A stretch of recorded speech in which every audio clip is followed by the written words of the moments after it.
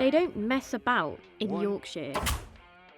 Rowley SFX specialise in explosive effects, and you might know their work from Peaky Blinders.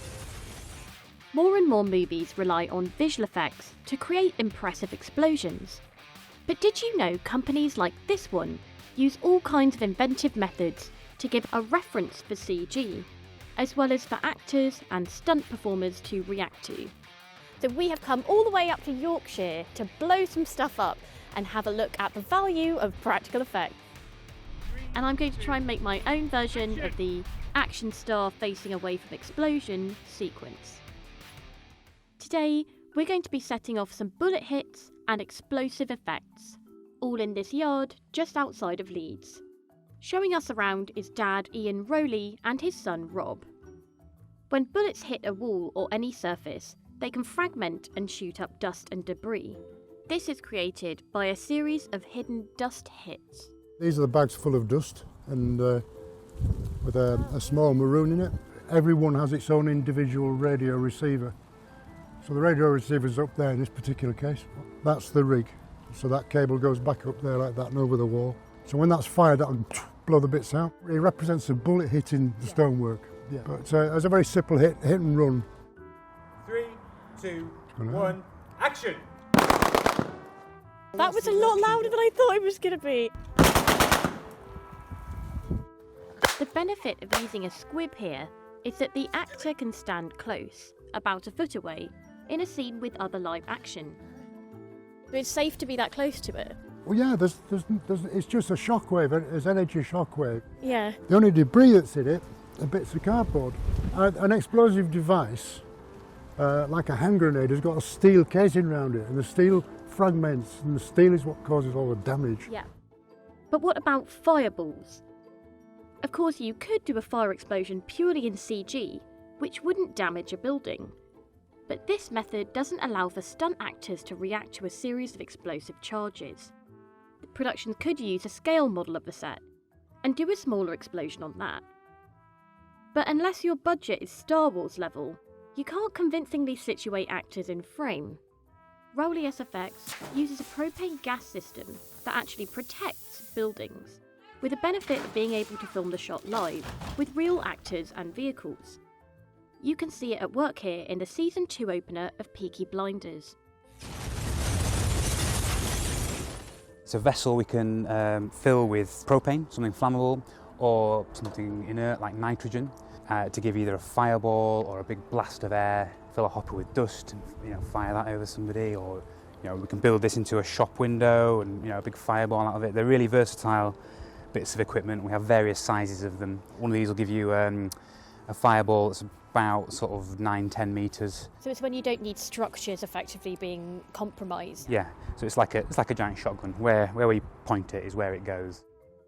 You might also see this kind of technique for bomb blasts in TV and movies, with a container hidden out of sight. Standard stage flash pot just gives us a bright white point of ignition and some smoke with it. This is called a robot, a shower of very hot sparks, again, to guarantee ignition.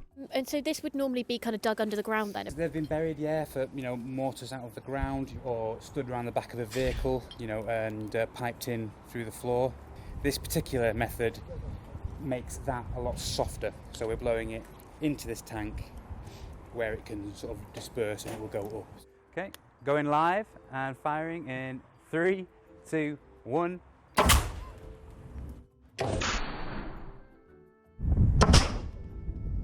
Of course, if you can't get access to Buckingham Palace to blow it up on camera, you're going to use VFX.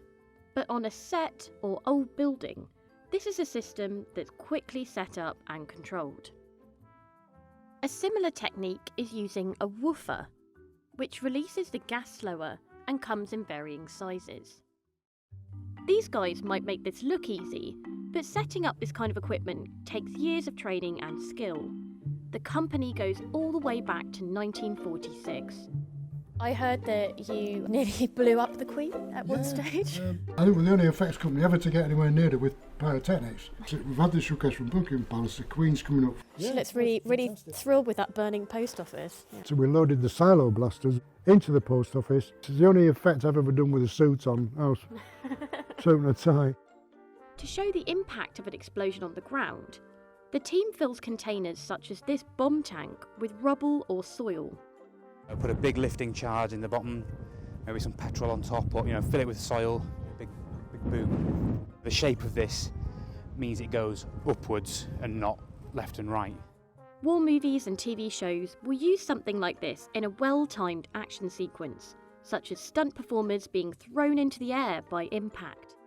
For the biggest blasts, productions will use gallons of kerosene and powder explosives. This technique allows for the shot to be filmed live with the performers, with the explosions enhanced afterwards in CG. Take this shot from The Dark Knight Rises, where charges compacted with dirt were fired from the ground of Heinz Field while stuntmen sprinted away. The crumbling field underfoot was added in post-production. You'd have a stuntman run by, he'd hit a trampette, like a little trampoline. As he jumps on it and you see him leave, that's your cue to fire it, and he's travelling on the back of that. It's all about timing. Timing and cues, and that can be quite tricky in a situation where you've got a lot of extras, multiple things happening, multiple cues. Timing is everything in this industry. For the biggest explosion ever created on a set, the destruction of Blofeld's Moroccan comm centre in Spectre, SFX supervisor Chris Corbould used 2,224 gallons of kerosene and 72 pounds of powder explosives, timed to detonate in the middle of a line of dialogue. This is why SFX teams will always go through dry rehearsals of a stunt, so when it looks good, it only needs a small amount of CG alteration afterwards.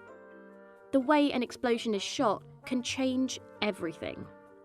For huge nuclear explosions, filming a wide-angle shot can expose the magnitude of the explosion by capturing the vast space around it.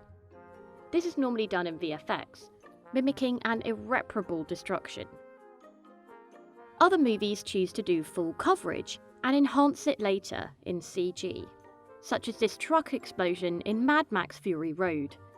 The effect, which used 96 detonators and 1,360 litres of fuel, was extremely visceral and realistic, as was an SFX captured from different angles. Characters and foreground layers were added in afterwards in CG. Occasionally though, the stature of the main character will be enhanced by using a short focal length on an actor to make the explosion look more dramatic. These are the kind of slow-motion mid-shots used all the time in action movies. So that's what we're going to have a go at today. Piece of cake. Now I'm going to be over there. Okay. I will see when you hit this mark. Okay. And I will fire it. Okay. And you're not going to stop. No, I'm just going to keep going. No one's doing slow-mo on this, right? 3, 2, 1, action!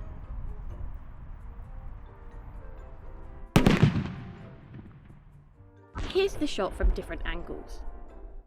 Full coverage, and the more stylised action shot, which makes the explosion look a lot bigger than it is. This could also be enhanced in CG and graded. I tried to give the Zoolander phase, but I think I just let me out of breath. Cool. It's still burning. That's just the aftermath. Yeah. That'll go on for a little while. We would go in and deal with that, reset. So did I manage to pull off the shot? The explosion looks much bigger behind me at this angle, but I think you really have to be walking to look as cool as The Rock.